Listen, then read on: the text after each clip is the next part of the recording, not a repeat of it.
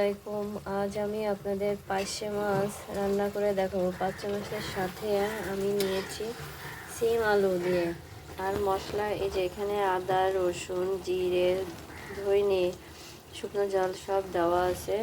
Viewers, এইখান থেকে নিয়ে আমি আজ রান্না করব পার্শে মাছ দিয়ে সিম দিয়ে আলু দিয়ে তরকারি। ভিউয়ার্স, সাথে থাকুন, দেখতে থাকুন। সাথে আমি নিয়েছি এখানে ঝাল বাটা, ঝাল আর পেঁয়াজ একসাথে বেটে নিয়েছি, এটাও দিব। আর এই যে পেঁয়াজ, এগুলো দিব। প্রথমে যে আমি তেল দিয়ে নিচ্ছি, একটু গরম হলে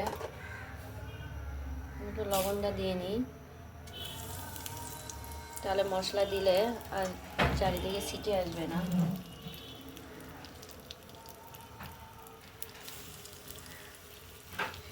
এবার আমি মশলাটা দিয়ে দেবো।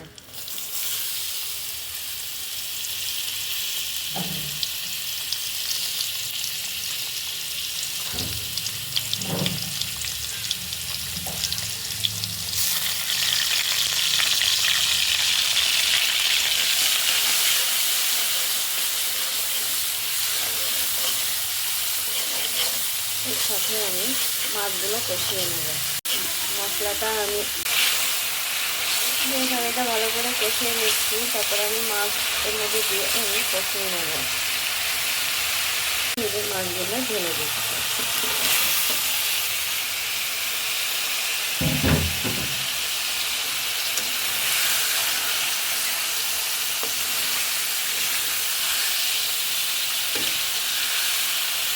হালকা করে একটু নাড়াচাড়া দিয়ে নিচ্ছি, কারণ বেশি নাড়াচাড়া দিলে আপনার মাছগুলো ভেঙে যেতে পারে। অল্প একটু পানি দিয়ে নিচ্ছি, দিয়ে আমি মাছটা ভালো করে কষিয়ে নেব।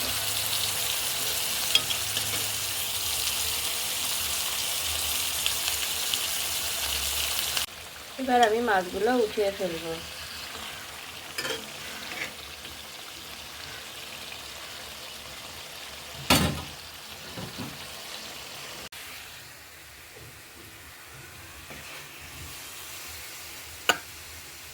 মাছগুলো ওঠানোর পর আমি ওই মশলার ভিতরে আমি সবজিটা দিয়ে দেবো।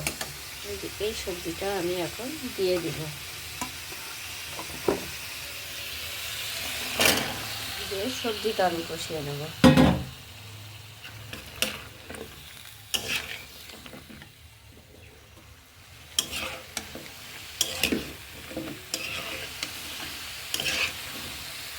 এটা ভালো করে আমি একটু কষাবো। কষানোর পর আমি পানি দেবো। আপনারা রান্না করবেন, আমাকে কমেন্ট করে জানাবেন সিম দিয়ে আলু দিয়ে পার্শে মাছ দিয়ে তরকারি কেমন হয়।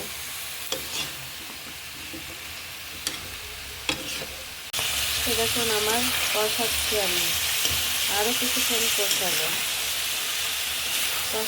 কষিয়ে নিলে হয় কি,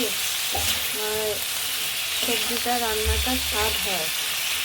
তাই তো একটু ভালো করে কষাচ্ছি। তো আমার কষানো হয়ে গেছে, এখন আমি পানি দিয়ে দিলাম। আর একটু পানি দিব দেওয়ার জন্য, এই জন্য পানি দিয়ে দিচ্ছি। আমি ঢেকে দেব।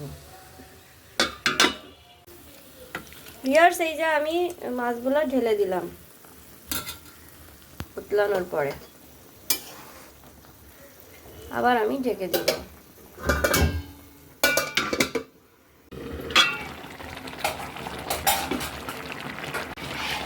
এই যে আরেকটু জল কমাবো, তারপর আমি এটা নামাবো। ভিউয়ার্স,